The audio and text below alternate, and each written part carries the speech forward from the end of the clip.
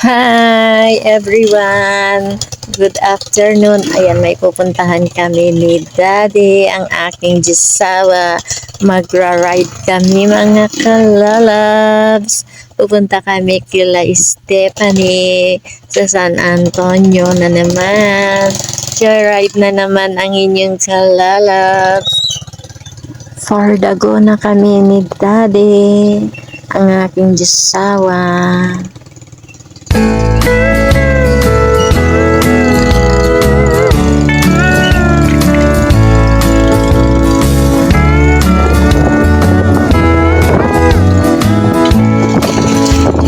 Palabas pa lang kami dito sa subdivision mga kalalabs.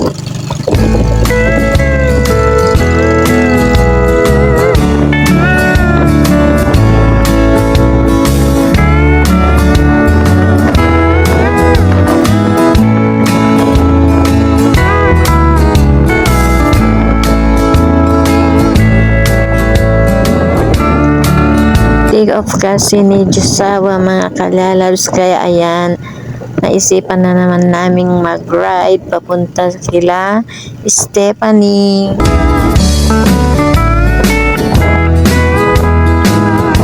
Para pasyalan naman namin sila, lalo na yung mga bata, kasi namimiss na naman namin sila mga kalalabs.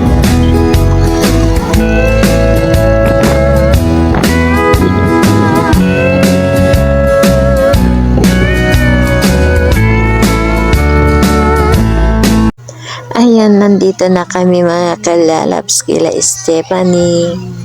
Sarap ng hangin dito mga guys, mahangin, ma-presko ngayon at may bagyo.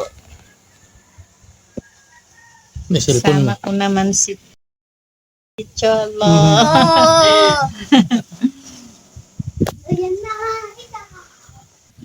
Paano naman?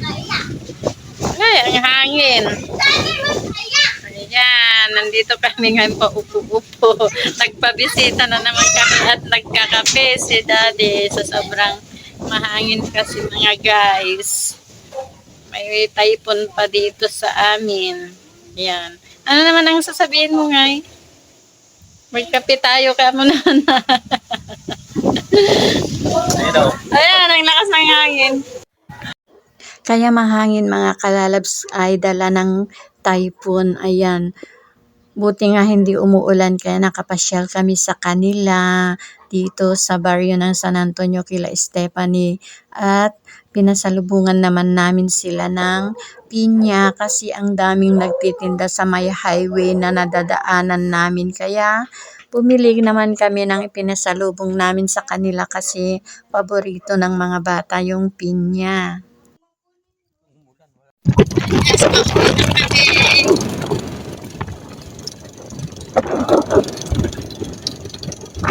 Hapon na kaya pauwi na kami mga guys. Naman kami ang day off ni Daddy. Ayan mga kalalabs, natapos na naman ang isang araw naming magkasama ang aking Jisawa at nakapag-enjoy din ako dahil nag-ride na naman kami. Minsan-minsan naglilibot kami dito at Kilapani. Medyo malayo din kasi sa kanila kaya pauwi na kami para hindi kami kapili.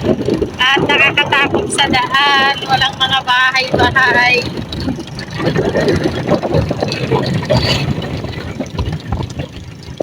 Yan yung aking rider.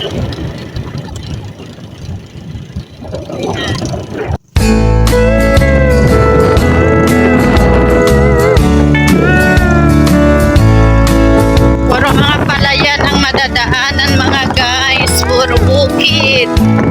Tapos mga puno ng mga Mga buko, ayan ang mga madadaanan dito mga kalalabs liblib ko. na lugar ang mga madadaanan.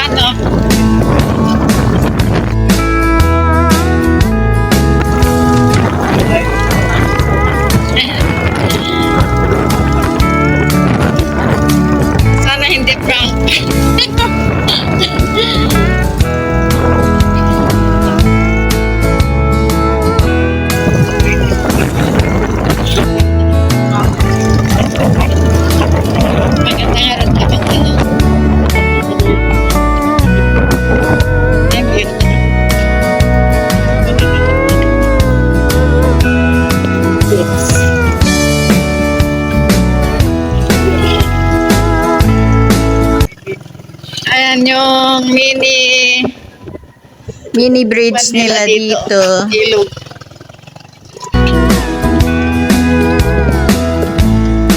Ang ganda naman yung kubo nila dun. Ayan, pagandahan ng mga kubo.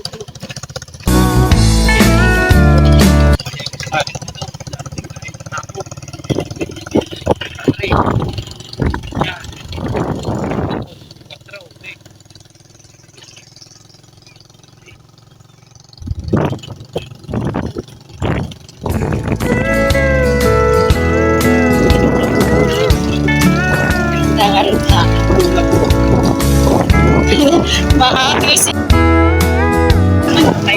Hindi ko. Oo. Yun nga.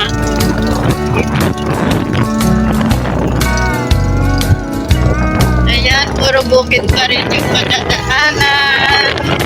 At maraming upo. Ayan. Ang mga madadaanan dito. Kaya mahirap magpagabi. Dahil walang mga kabahayan, mga guys.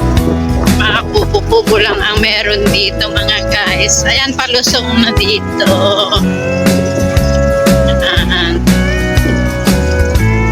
Nakalabas na kami ng baryo ng San Antonio. Dito na kami sa may San Isidro, mga guys.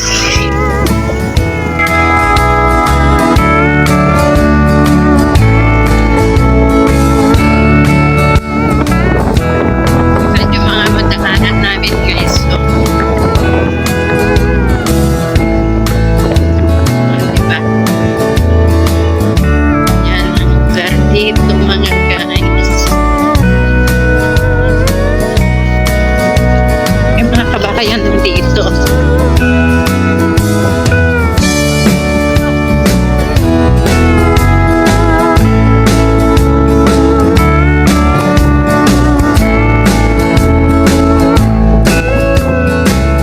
Dito na naman is bukid na naman. Maraming bukid ang madadaanan.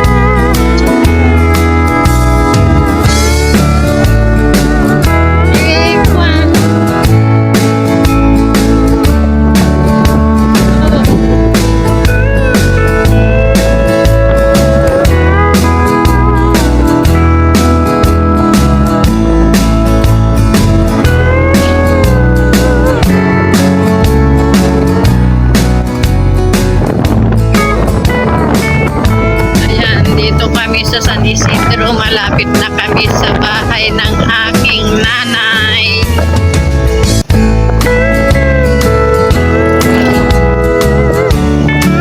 Diyan ang aming compound. Diyan kami dati nakatira, mga kalalabs.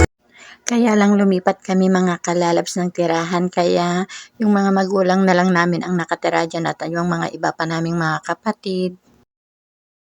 Ayan, mga kalalabs, nag-stop over muna kami kasi may nakita kaming kainan ng lomi, ng mga pansit, ganon. Kaya kakain muna kami ng lomi dito. Maglolomi daw muna kami kasi nagutom ang aking driver. Malapit naman na kami, mga kalalabs, kaya kain muna kami merienda kasi nagutom ng aking kasama, ng aking josawa, kaya kakain muna kami. Nakabili na rin kami ng pang-ulam, mga kalalabs, dahil yung mga nadadaanan ay may mga nagtitinda ng mga gulay, mga karne, isda, ganon. Kaya bumili na din kami, mga kalalabs, para pagdating namin ay magluluto na lang ako ng maiuulam. Para diretso na lang kaming pauwi mga kalalabs. Namin Lomi mga kalalabs. Kumakain na si Daddy.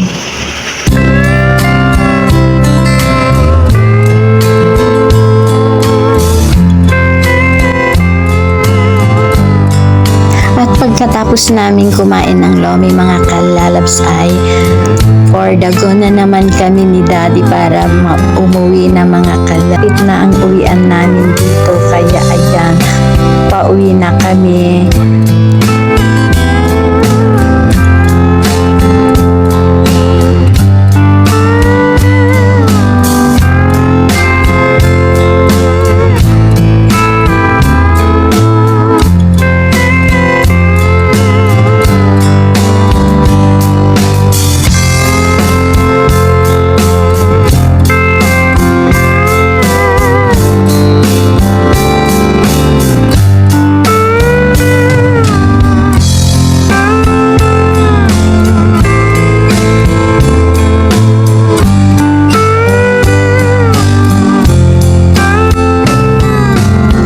So, ayan lang guys. Nakarating na kami dito sa aming bahay.